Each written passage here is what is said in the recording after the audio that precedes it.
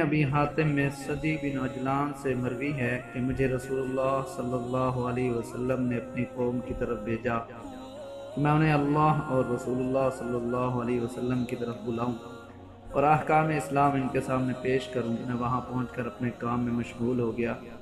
इत्तिफाकन एक रोज़ वो एक प्याला खून का भरकर मेरे सामने आ बैठे और हल्का बांध कर खाने के इरादे से खाने पर बैठे और मुझसे कहने लगे, आओ सदी तुम भी खा लो। मैंने कहा, तुम गज़ब कर रहे हो, मैं तो उनके पास से आ रहा हूँ जो उसका खाना हम सब पर हराम करते हैं।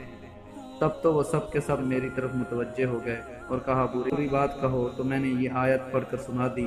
तर्जमा, पर मुर्दार हराम किया गया है और खून और खंजीर का गोश्त और अल्लाह के सिवा दूसरों के नाम पर जो मशहूर किया गया हो।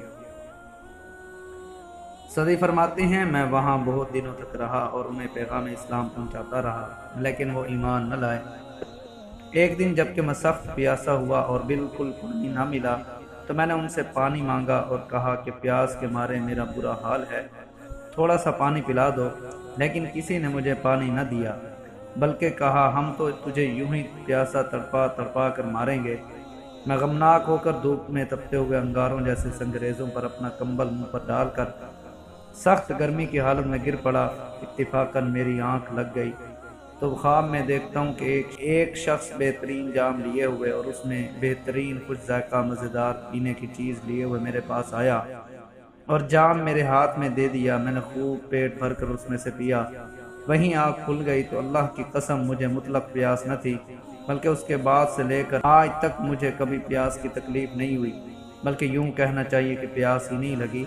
ये लोग मेरे जागने के बाद आपस में कहने लगे, आखिर ये तुम्हारी कौम का सरदार है, तुम्हारा मेहमान बनकर आया है।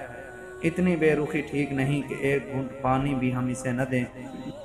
चुनाचे अब ये लोग मेरे पास कुछ लेकर आए। मैंने कहा कि मुझे अब कोई हाजत नहीं है, मेरे रब ने खिला पिला दिया। ये कहकर मैंने इन्हें अपना भरा हुआ पेट दिखाया। इस करामत को देखकर वो सब के सब मुसलमान हो गए। सही इस्लामी वाक़यात, सफ़ा नंबर 70-72।